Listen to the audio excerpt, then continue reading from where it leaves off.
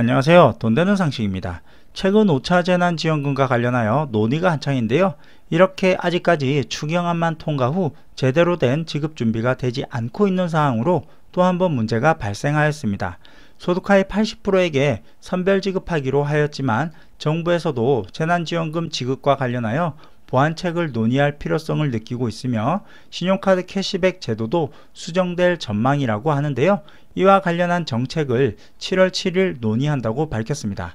시청하시면서 구독과 좋아요 꼭 부탁드릴게요. 구독과 좋아요는 영상 제작에 힘이 됩니다. 현재 5차 재난지원금과 관련하여 형평성 문제가 대두되고 있는데요. 우선 5차 재난지원금 지급과 관련하여 정부에서 발표된 내용들만 한번 말씀드리고 추가로 더 자세히 설명드리도록 하겠습니다.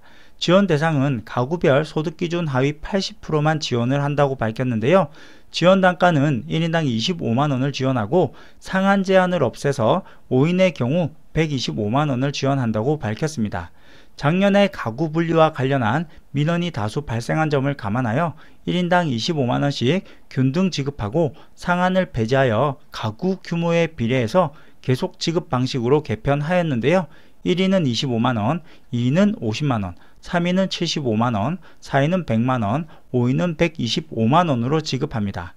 지급 방식 또한 성인은 개인별로 지급을 하고 미성년자는 세대주에게 지급한다고 밝혔으며 하위층을 좀 더 두텁게 지원하기 위해 저소득층 소비 플러스 자금을 통해 저소득층에게 1인당 10만원씩 추가 지급하기로 결정되었습니다. 4인의 경우에는 40만원이 지원됩니다. 재난지원금 선별은 건강보험료를 활용하기로 하는데요. 건강보험은 전국민이 가입되어 있어 별도 시스템 추가 구축이 필요 없기 때문에 신속한 대상 선정과 적기에 지급 가능하다는 이유 때문으로 본인이 납부 보험료를 알기 때문에 국민이 이해하기 쉽다는 게 정부 입장입니다. 또한 예외 기준을 세웠는데요. 재산세 과세표준 9억원 초과 자산 보유자는 제외됩니다. 공시가 15억원으로 시세 20억에서 22억원 이상 주택은 제외되고요. 금융소득 연 2천만원이 초과하는 사람은 제외됩니다. 연 1.5% 금리 13억 4천만원의 예금, 적금이 이에 해당되는데요. 선별 소득하위 80%에 속한다 지급에서 제외됩니다. 이뿐만 아니라 소득하위 80%는 받고 81%는 못 받는 문제가 계속해서 불거지고 있는데요.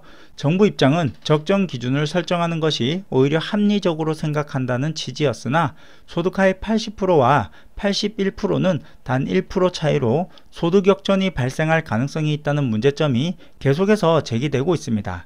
또한 맞벌이 가구는 형평성에 어긋나며 불리하다는 지적이 끊이지 않고 있는데 맞벌이 가구와 외벌이 가구에 동일 기준을 적용하는 것이 합리적인가에 대한 문제 제기가 계속해서 제기되고 있습니다. 외벌이 가구와의 형평성, 맞벌이 가구들의 실제 소득 실태 등을 종합적으로 고려해서 향후 범정부 TF에서 이 부분을 논의하겠다고 밝혔기 때문에 변경될 여지도 충분히 남아있는 듯 보이는데요. 이 때문에 소득하위 80%에게 지급되기로 되어 있던 5차 재난지원금과 관련하여 보완책을 논의할 예정으로 7일 의원총회를 연다고 밝혔습니다. 소득하위 80% 컷오프 기준에 대한 논란과 1인 가구와 맞벌이 가구에 대한 형평성 문제 등이 꾸준히 제기되면서 1인 가구의 경우 일반 가구보다 소득 기준을 높여 불이익을 줄이는 방향과 단 1% 차이로 소득 역전이 발생하는 현상이 생긴다며 민주당 내에서도 전국민 지급으로 확대하여 지급해야 한다는 주장도 끊이지 않고 있다고 합니다.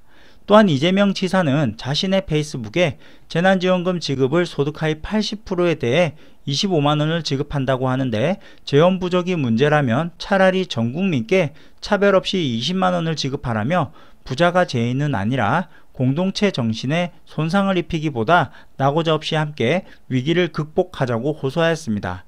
또한 이번 추경안에 신용카드 캐시백 제도도 포함이 되어 있는데요.